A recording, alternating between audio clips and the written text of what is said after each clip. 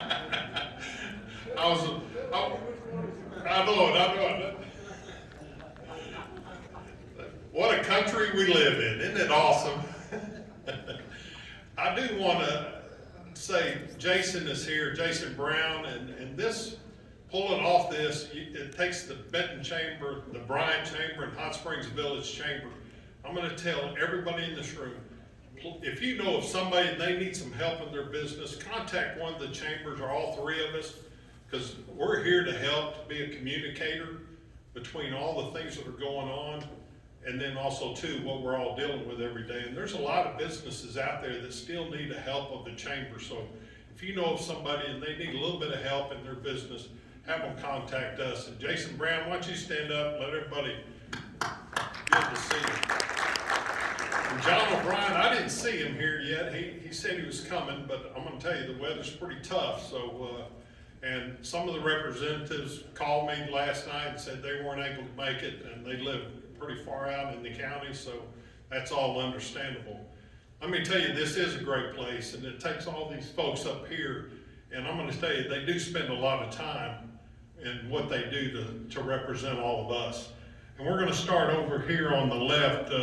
Representative McGrew, kind of tell us, there's a microphone there. You don't have to stand up unless you want to. It takes about once you turn it on. Oh, there you go. Yes. Well, good morning. Thank you all for turning out on such a cool morning this morning. I know it takes a little extra effort with this cold, and I sure appreciate y'all having this event. It's an honor to serve as a state representative. As y'all probably know, I'm brand new at this. I'm a freshman, and I'm learning a tremendous amount in the session. It started off slow, but it is coming fast and furious now, and so there's many bills coming through.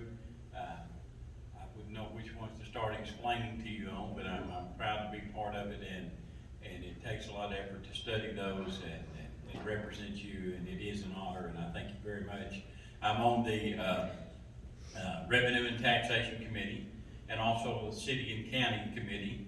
I enjoy both of those committees. I learn a lot about what's going on with the cities and counties, which is something that's very interesting to me. And of course, taxes is something that we want to try to control as much as we can. So I'm proud to be on both of those. Also, one of the things I think that will interest a lot of people is that we have been discussing the PPP loans and the unemployment that the federal government has decided not to tax all that and give it to the people, which I think was the right choice, and I think that that's a choice that the state is going to make, and we're pushing that through. So, but thank you very much for having me here.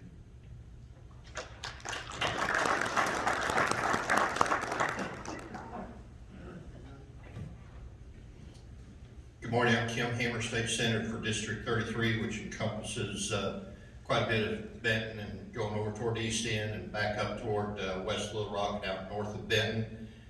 First of all, on the committees that I serve on public health. I also serve on city, county, local. I sit on the budget committee, audit committee, and the pro tem Senator Hickey had one choice of a senator that he could appoint as his designee to ALC, and he picked me to serve on ALC, so I'm blessed to be on budget, audit, and ALC, all three of those. Also was appointed chair of the Senate Ethics Committee, and so those are the committee assignments that I have. With regards to some of the legislation that I've got personal interest in, first of all, there's a Pandas Advisory Council that sunsetted the end of last year. We got a lot of work done. In fact, because of the work of the committee, we are now aligned with institutions like Stanford, University of Wisconsin, University of Arizona, and we have that committee, I reestablished that committee, or we're in the process of getting it reestablished, and it'll go on as a permanent fixture. And also, we're working on legislation with the University of Arizona that's going to require Medicaid to provide for the treatment of those individuals that are diagnosed with pandas, which we've had some experience with that around our county. Also, we were able to establish a center of excellence at Children's Hospital in conjunction with UAMS, and so we are one of the only centers of excellence for treatment of this disease from the East Coast to the West Coast in the middle of the country. and we're receiving people from all around to seek treatment for that. That was driven as a result of an initiative out of Saline Memorial. And so a lot of legislation has direct contact back to the district they serve. Second one is we've got a bill filed. You'll appreciate this. As a result of Dr. Karen Walters reaching out to me over at the Bryant School District, we have filed a bill where tablets would be tax exempt. Textbooks are tax exempt from having to pay it, but not many schools use textbooks anymore. But they still have to pay taxes on the tablets, which is replacing all the textbooks. So there's a bill filed that they wouldn't have to pay taxes on the tablets that they're purchasing, which will help our schools out.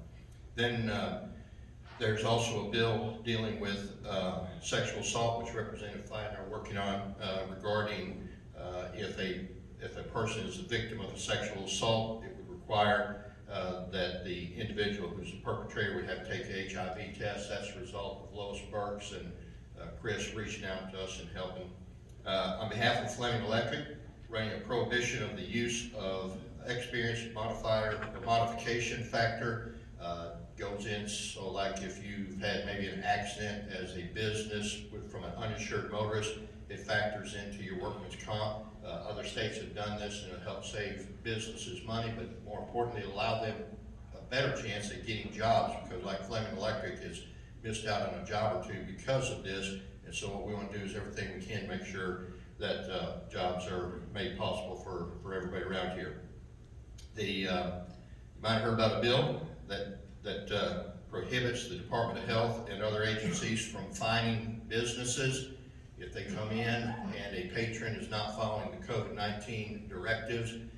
What we were hearing from our businesses were that agencies, Department of Health specifically, was coming in and fining and penalizing the business because of the actions of the patrons not following the guidelines passed out by Department of Health.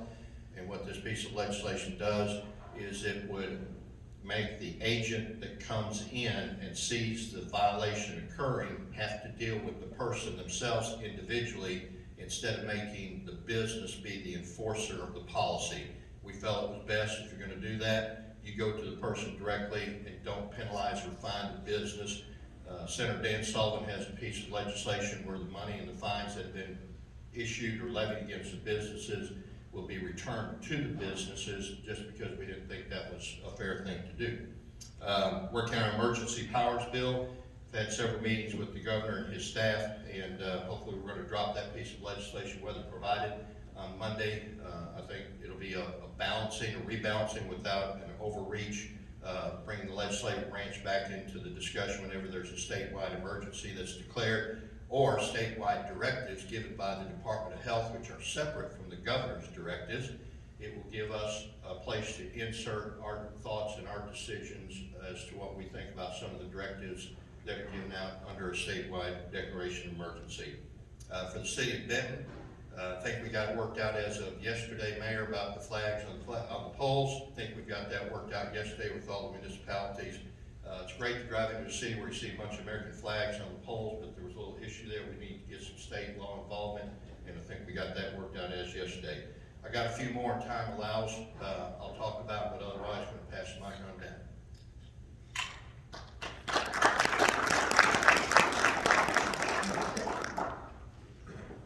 I'm not near that busy, Kim. I would like to thank the people of Saline County. I'm starting my 23rd year in politics, and I thoroughly enjoy it. And this past year, there's been a lot of people in need, and we've all been very busy trying to help. And again, I do appreciate it. I chair the City County Local in the House, also on revenue and tax, which we've been working on the payroll protection plan. I know the accountants they're kind of up in the air right now, filing returns until we get this done. And being on the weather, we should have this done by next week sometime, and I'm sure the governor will immediately assign it. It's had an emergency clause on it, so it will go into effect just as soon as the governor assigns it. I've got, also I've set on rules during this, and I'm on ALC. Also, what the bills I have filed this year, I have several, but I'll just touch on a few of them. One of them is electric co-ops, bringing them out from underneath the Public Service Commission. And it's been quite a challenge so far, but I think in the long run it'll be good. What the electric co-ops are starting to do, electric co-ops are starting to put broadband out in the rural areas. What they do, they have a fiber line that goes out there that reads their meters, and also for other reasons, they have this fiber line, but it's also perfect for broadband. And an example is up in Ozark in the Fayetteville area. They have put broadband in 20,000 homes, and they like about 8,000 more, and they project that. So they're going to, in the next 6-7 years, they would put broadband in most of the rural areas in the state. Also, I've got what's called syrup tax, the soft drink tax, and I also often say the soda pop tax. And anyway, it was put on in the early 90s as a temporary tax, and 28 years later, it's still being collected.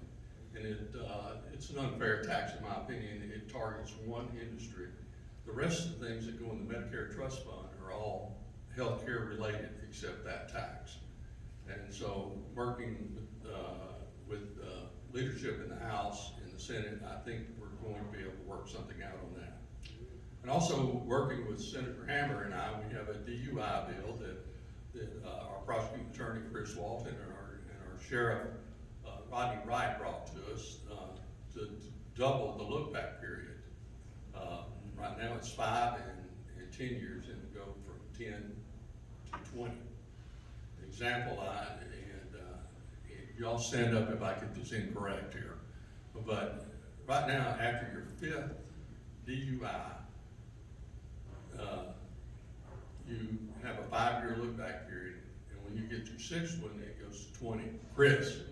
What it will attempt to do, there's a 5-year look-back period now.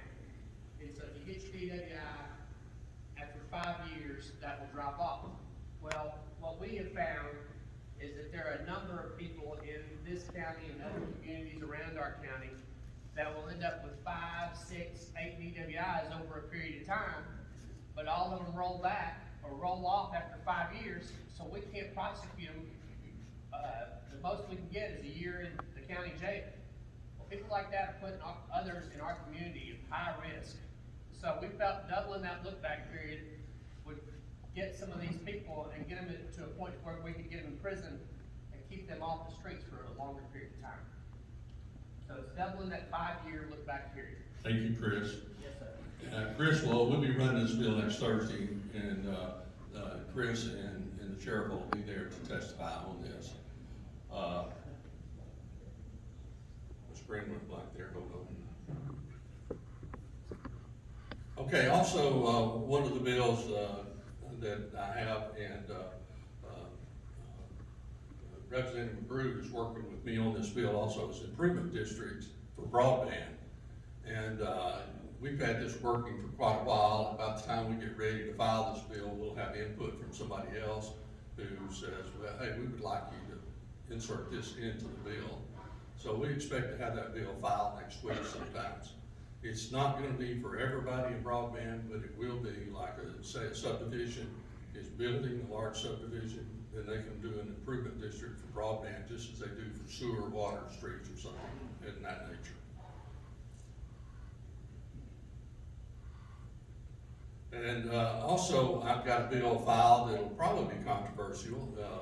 There's 39 cities in the state of Arkansas that have been using their street funds for general revenue, and some of them go as far back as 2003. Anyway, I have a bill that stops that and will cut off their funds if they don't start using the money properly.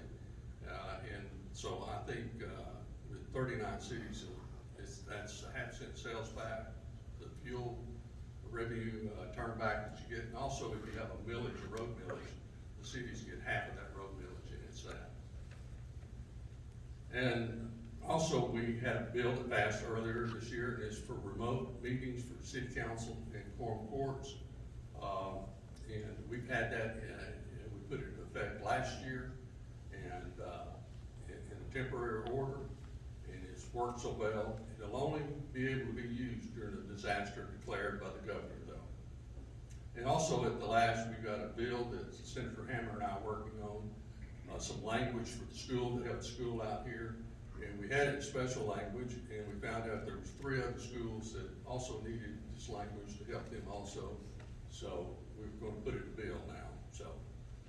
And of course, the payroll, protection plan, that is a #1 priority with us right now. It's about 180 million, is that right, guys?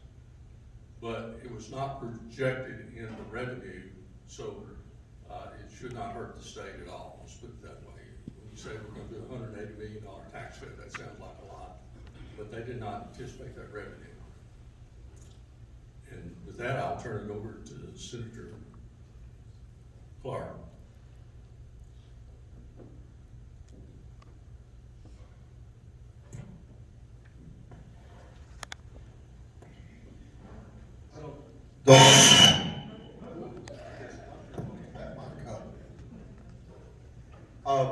I don't know how you guys stay up this late. Nobody got that. I haven't been to bed, so. This is a great group to work with, and they do a really good job of representing Saline County. I chaired the Senate Judiciary Committee. This is my 2nd session to do that. I'm on the Arkansas Legislative Council, what we call ALC. I believe this is my 4th session there. Children and Youth Committee in the Senate, which I believe is my 4th session there. City, County, and Local Affairs Committee, Senate, also 4th session. Joint Budget Committee, which I've been on as long as I've been there. Joint Performance Review, and alternate on Legislative Joint Auditing.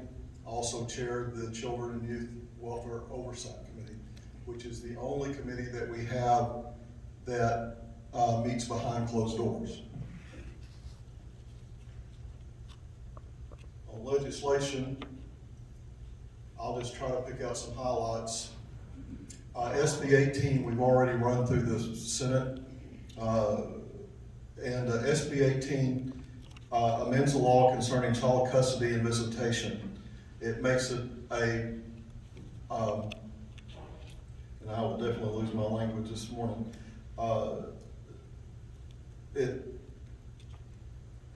makes the starting point joint custody in a divorce or custody action. And then either party with clear and convincing evidence can prove that it shouldn't be joint custody, and because obviously every case shouldn't be joint custody. But the reasoning behind the bill is that the system has not placed a value on fathers for decades. And we've been going the right direction for a while, but we've got a long ways to go. And I would point out that on school shootings, I had a young man back, those of us old enough to remember Jonesboro, and that's most of us in this room. When that happened, I had a young contractor who was a friend in my store, and he said, Alan, he said, I hope that my sons, who I think at that time were 3 and 6, he said, I hope they never do anything like that. And I said, Aaron, they'll never do anything like that. And he said, how can you be so sure? And I said, if you go back and look, almost every case that this happens, there's no active father involved. And today, that's still the case. In almost every school shooting we have, there's no active father involved. And we have devalued and again, not my mother is wonderful. If we had devalued mothers, I'd be talking about that. But it's, so we're trying to fix that. It passed Senate Judiciary 7-1. It passed the Senate floor 31-2. And we've been trying to work with judges and some attorneys from the Bar Association to possibly amend the bill before we go to House Committee, which will probably be there probably week after next. SB 188, we probably run in the House this week. It's a very simple bill. We learned recently how important elections are, if we didn't already know. But SB 188 is very simple. It says on election day, a polling place will be a polling place and not private property. And what that means is if a place is a polling place, then you can put up signs, you can get signatures on petitions, which is one of the issues that's been coming up, and you can ask people for votes and wave signs. Where we beginning to have more and more problems with that not being allowed, and if you think about those getting signatures, that grassroots politics is one of the foundations of our government. And when else do you get signatures? I mean, county fairs, et cetera, but on election day, that's where the voters are. And so when you disallow grassroots people from getting out there and getting signatures, then you're really stopping our whole process. The argument on the other side has been, well, it's private property. And I have said for many years, I said, make me a voting precinct, make my property, my business a voting precinct, and I'll show you why you're wrong. Because I'll say, Senator Hammer can put signs up, but his opponent cannot, because that's private property. On my private property, I decide what signs go up, if any signs go up, but a voting precinct on election day has to be a voting precinct. It has to allow election activities. Pass state agencies in the Senate unanimously, pass the floor in the Senate 33-2. I think we will have similar results in the House. I certainly hope so, because we need to ensure that on election day, that at the precinct, you can do the things that you should be able to do. It has language in there about the 100-foot, et cetera, but all those things just match national voting law. They don't change anything. The SB 166, we've been meeting with the judges on. Our child welfare courts are closed in Arkansas, as are most states. Texas has opened theirs up, Minnesota has opened theirs up, Georgia, and some other states with very good results. And there is little reason for them to be secret. But this bill would open them up. Judges would still have control of their courtroom. They could still close their courtroom at any time they thought they needed to, especially if we had some kind of sexual abuse, et cetera. It's that type of testimony going on. But we are working with the judges and may have a compromise by this weekend where we may not go fully open, but where they allow family, fictive kin, and anyone else pastors, anyone else who may have active involvement with the case, which currently, although some judges are doing it, is actually not allowed by law. So the law is actually that tight. So we're working on that because we're trying to work with the judges, but it definitely needs to be done. I have 6 constitutional amendments. Now, you know that the legislature can only put 3 on the ballot every 2 years. So the legislature is going to have to only pick half of my constitutional amendments to put on the ballot. That's a joke. But one that I think probably may not get on the ballot actually comes from Saline County. And it's not that it's not good, it's just not probably going to be one of the 3. And that's because it was asked for a law, and it's going to take an amendment. And that would allow cities to go in debt over 5 years for fire trucks, because our small cities are finding out and have known that it's taking 8 to 10 years to pay for a fire truck. I actually like the 5-year prohibition that you can't go into debt over 5 years, but for a fire truck it will allow 10 years. That will take a constitutional amendment. That probably won't be enough to make the 3. Sovereign immunity, followed on sovereign immunity because the fact that the Supreme Court ruled you couldn't sue the state at all really needs to be changed. I would not be surprised if there's probably some other sovereign immunity amendments filed. That needs to be done. And I filed an amendment. We thought, when I say we, most legislators thought that we could call ourselves into session, because I had been told as long as I've been in the legislature that we could, and other legislators had. Well, I found out that it's not in the law. So I have an amendment that says that the legislature, if 18 senators and 51 House members sign a petition, and in the petition, just like the governor would if he called a session, shows exactly what it is we're going to meet on, could call ourselves into session. If we were in an emergency, we could stay in session as if we decided once we were there, as long as the emergency lasted. Otherwise, the most it would last would be 15 days, or it'd probably be the 2 or 3 days that it normally lasts now. So all those things, of course, would go to the voters if the majority of the House, majority of the Senate, they picked one of these to be one of the three. Got some other really important legislation, but as Senator Hammer said, if we have time, we can talk about that later. And here's one of your new young stars, Representative Farman.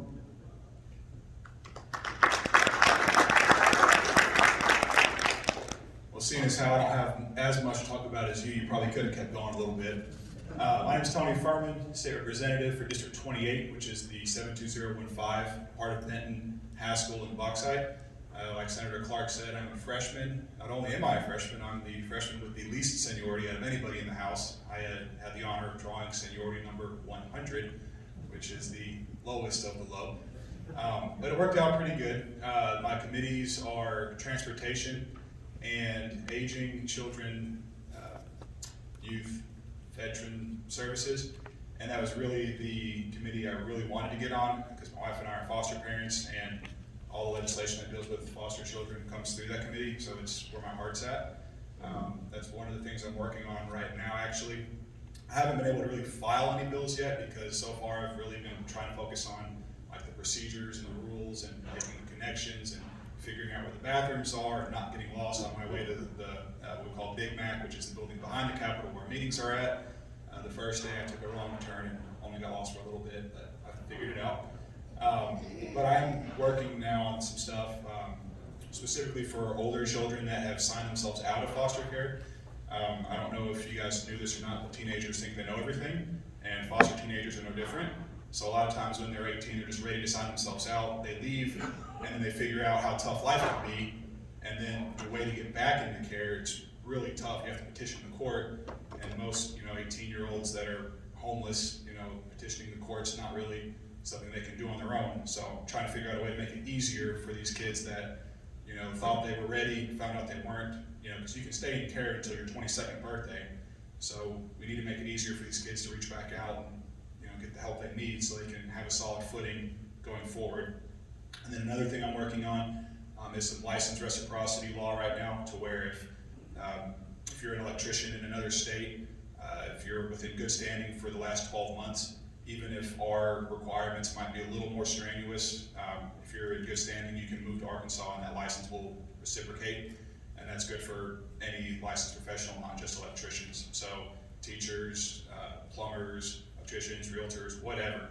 Also, if you're in a state that doesn't require a license that we do, like maybe barbering, for example, if you have 3 years of work experience, that could count as work experience to receive your license here. So just a way to incentivize people to move to Arkansas. I think it's a good idea, so we'll see. That's all I got.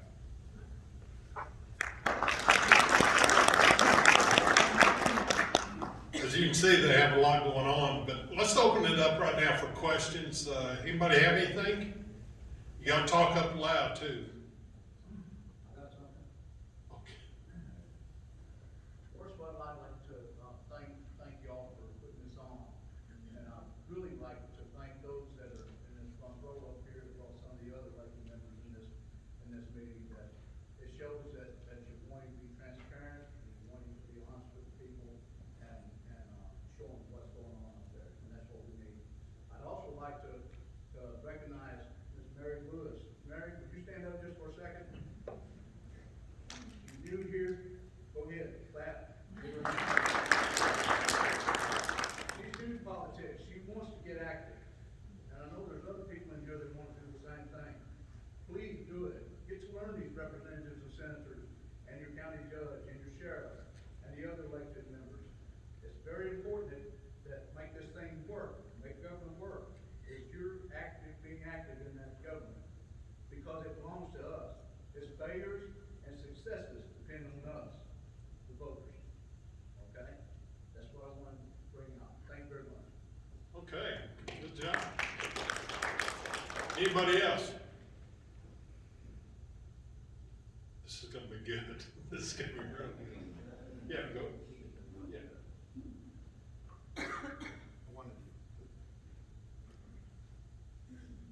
I wanted to share with you a message from Julie Mayberry. As you may know, Katie, her daughter, has been in and out of the hospital more times than they can count, and they've been dealing with COVID. In fact, they're dealing with COVID at their house right now, so Julie and Katie are staying in a motel because they can't go home, because one of the other daughters has COVID, and so they're just really going through a tough time. Trust me, she would love to be here if she could, but she did send this message because we wanted to make sure that her voice was heard representing Saline County as well. She said, "You can tell that I've been working closely with the Hospital Association, Healthcare Association, DHS to improve House Bill 1061, which is no patient left alone bill, and I think we found a good balance. The bill was presented last week, but no vote was taken after very emotional testimonies. I plan to present an updated version Thursday, weather permitting, and she plans to bring it back to committee next week and look forward to the passage." If you're not familiar with that, that is a bill that Julie has introduced because through COVID, one of the things we realized, and probably a lot of us had this situation, where you have a loved one that's in the hospital, you had to drop them off at the door, and they went in and had a very major surgery. Some other individuals that maybe have loved ones in nursing homes, or maybe they're in a adult care facility, and the barriers that have been put in place, while we're not questioning them, she is trying to make sure that at least one individual can be present with that loved one when they're in the hospital or long-term care facility. And so this is one of the efforts that she is really trying to champion. So she wants you to have an update on that. And I'm not sure what committee she serves on, but you can go up to the website, which incidentally, if you go up to the website, which is www.arcleg.ar.us. Is that right? Yeah, check it. Anyway, www.arcleg, L-E-G, altogether, .ar.us, I think it is, and it'll pull up the website for the legislative branch. You can click in a bill number, legislator's name, committee, and it's really a good website to see everything going on. You can track a bill where it is. It has the committee dates. One thing I did want to say, if I may, there's a rumor out there you can't come to the Capitol. That's a malicious lie. You can come to the Capitol. You can testify on bills. You can listen to the debate during committee. And the good thing is you can do it all online now. You don't have to come to Capitol. But there was a malicious lie put out there that we were trying to prevent people from coming to the Capitol. That's not it at all. We have rooms where you can sit, watch the debate going to the committee. Then you'll be called in to testify if you want to. And the press has free access to the rooms. So it's business as usual. We've just brought some safety guards in to make sure that we don't have a spread of COVID. Keith Brooks just wanted to let you know he lives on a house that's at the top of a very steep hill with a very slick road going down. So he was not coming out this morning until it thawed out. Otherwise he would be here. But he is working on a package of election integrity bills, and that's his focus that he's working on as well. And one other thing I failed to say, I'm chair of retirement on the Senate side. So all of you retired folks out there depending on teachers' retirement, Ashers, APERS, all those things, to my knowledge, what's going to go through this year is not going to hurt, okay? So if you want to talk about retirement, if you're retirement, come see afterwards. Thank you. All right, anybody have any questions? Okay. Real quick, I know the legislators were considering some hate crime legislation. Can you give us an update on where we're at on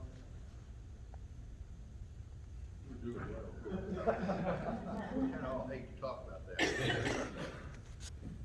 As of right now, I have not heard, and y'all can nod in, I have not heard that being advanced. It was pretty resisted by the majority of legislators. I don't know if the governor and those of the legislative branch that were pushing that are going to continue to push that. I know there's maybe a couple of model pieces out there that kind of modified it down, but to my knowledge right now, I haven't heard that going forward.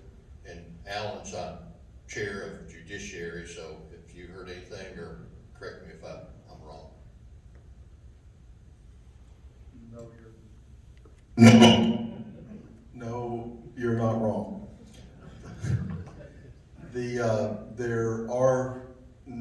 There are not enough votes on Senate Judiciary to get a hate crimes bill out of any kind. And you could always have a majority of the Senate pull a bill out of Senate Judiciary. That doesn't happen over once a session with a bill, and usually doesn't happen during a session. But the majority leader and I, as chair of judiciary, have both met with the chamber, state chamber, and told them not to expect a bill on hate crimes out this session. Because people have come to us and said, well, can you just some version of a hate crimes bill? And we have told them that they basically, the way it had been handled up to now, it basically poisoned the well. And that to touch anything that said hate crimes the way most of the people in our districts feel, not everybody, but the way most of the people feel, was just impossible to do. So I do not expect you to see anything related to hate crimes out of this session. Anybody else? One question, and this is for Representative Farman, Senator Hammer, either one. On the summer tax, I know there's some concern about the big deficit over the next few years that will be created for Medicaid fund or whatever, and that will affect a lot of the services in our community. But I also know that there's an effort to find a replacement, and I was just wondering if that replacement has been found yet or whatever. Okay. Yes, Medicare is an $8 billion industry in our state. I was trying to calculate that sum the other day on my phone, and my phone wouldn't go to 8 billion. So, and this is a small amount compared to that, but we're trying to look at a replacement. We spend about $2 billion of state money matching on it right now. So when you do what we're talking about doing, it's not that much. We are working on some replacement for it, but we do feel like that it was an unfair tax that was levied at the time. And the governor, DFNA director or secretary, should I say today, will tell you there will never be a budget presented that does not fund Medicaid to its fullest. So you can always count on that. But anyway, the bill will be next week sometimes. We hope it'll be, and I think most everybody will be in agreement, I hope.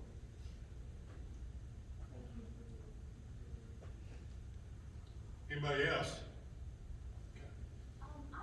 And this is just something I've seen, I haven't seen with the regular bill, is there some sort of bill that would allow like hospitals and medical places to not serve people, like not serve everybody? Could you explain what that is and tell me what's going on with that? Sure. In case you didn't hear, and this is what I think you're talking about, it's the medical conscience bill. Is that the one you're talking about? I think so. Okay, that's the bill that I ran this past week, and there's a lot of misrepresentation out there about what it does as well. What the bill does, and you can go back and watch the video clip, because I'm the sponsor of the bill and carried it on the Senate floor, also carried it in the committee. I cannot remember the vote. I think it was like 34, 3 against, and 2 abstained. So it passed overwhelmingly in the Senate. The bill was actually crafted by America's Defending Freedom Fund, so I mean it was crafted in a very conservative way. The bill, what it simply does is this: first of all, if you are a medical health care provider, you have to render treatment in an emergency situation, no matter what. Some of the lies that are being put out about that is that you don't have to render medical care if somebody is dying, and that's just a straight out lie. You have to continue to render emergency care. The second thing the bill does is it says that if you are a healthcare provider who is put in a position to have to provide medical treatment, not under emergency status, but emergency treatment that violates your conscience, and I'll give you just a real example. You're an RN working in an abortion clinic, and the doctor comes in and says, you're gonna go in there and you're gonna help me do this abortion. What this bill would now do is allow that RN to say, no, that violates my conscience. And she would not, or he would not, be made to go in and participate in that. And that's really what the bill is all about, is protecting medical providers who are being put in some situations that go against their conscience and have the legal remedy to be able to say no. This law has been in place in Illinois and in Mississippi for a combined total of 60 years between the two of them. And the only lawsuit that's been brought against it was when someone tried to use it as an excuse not to work in their clinic, and the court ruled against them. So it doesn't give that person who wants to claim conscience a free pass not to work in the clinic where they're employed, because there is precedence where Supreme Court has ruled against that person. Other than that, in the combined 60 years that this bill has been in place in Illinois, which may be one of the more liberal states, Mississippi, which may be one of the more conservative states. So you got bookends all the way in between. It has not been challenged on any of the fear mongering that's been put out there, and some of the stuff that's being put out there on social media that says that it does, because it doesn't do that. Because if it did, we would have Supreme Court cases filed by the ACLU and other groups challenging the very things that people are saying it does. And so basically what the bill does, it gives those medical providers protection and coverage that if they are put into place by their employer to do things that go against their conscience, that they don't want to do, they don't have to do it. It gives them coverage. That's what the bill's all about. Thank you. Here we go. Hey, I was just wondering, can you give another example of that bill too, besides the abortion clinic? Just so I'll have a better understanding. Did you ask for another example other than like the abortion clinic? Yes, sir. I'll give you the most extreme, because this is one. Say you go into a clinic and you're working at a clinic where it's a gender change clinic, and you as a RN or someone lower below the doctor that's going to perform the procedure, or maybe you're the doctor and the institution is saying to you, you're going to go in and do this, and you say, no, this violates my conscience. You don't have to do it. The thing everybody needs to remember about this bill is a lot of the procedures where people are being put in a position to do something like this, or even issuing of medication, for example. A lot of the situations that people are being put in to do this are not emergency situations, they're elective situations, which means that people have chosen to go somewhere to do a particular procedure. And so it's, the focus is, well, you're saying that they can't offer emergency treatment. That's not the case at all if it's an emergency situation. A lot of this applies to elective procedures that people are choosing to do, and we do have medical professionals in the state now. In fact, I'm gonna go ahead and say this. Dr. Greg Bledsoe, speaking as a private citizen, not as the Surgeon General of the state of Arkansas, supports this bill. As a private citizen, as a private physician, I have authority to say that he actually supports this bill. He opposed it 4 years ago, but today he supports it because of some changes to it, and because we are seeing a trend that's coming from each one of the coasts to the central part of America, and that's why they wanted this piece of legislation. So if his name and his weight means anything, that ought to maybe give some people peace of mind that he is supportive of the bill. Thank you. Anybody else? Thank y'all so much. I know you can tell there's so many issues, and I know everybody in this room, you have something on your mind, but thank y'all so much for being here. And thank you for what you do and how much you study to represent all of us in the county. So thank you for that. Appreciate it. This breakfast, Riverside Grocery, Rick's walking around back there. Let's give Riverside Grocery one breakfast. And Regions Bank, they're the ones that paid for this breakfast and use the facility, so I'll tell you, Regions Bank, thank you for that. Michael Sims, I don't know if you're in the room, but where's he at? He's back in the back. Michael, thank you. Michael, I'm gonna eat breakfast tomorrow again, if you wanna sponsor that, it's a pretty good deal. I'm not a legislator, so we can work that out. Let me tell you, in the Benton Event Center, thanks for letting us use this, and probably within an hour, this thing's gonna be set up for a banquet that happens about 9 o'clock, so, you know, there's a lot of activity in this room. I can tell you, over the next 45 days, this building's gonna be empty 3 days. So with COVID going on and all the things happening, you know, Steve and Nikki do a great job and keep this thing moving, so thank you for that. Thank all of you, and I'm gonna tell you, when you get up, walk out, please wear a mask and be careful saying hi and hugging everybody. Try to be safe. Be safe when you leave. And also, just like I told my wife this morning, remember Sunday is Valentine's Day, so don't forget to buy me something. So take care. Thank you so much for being here.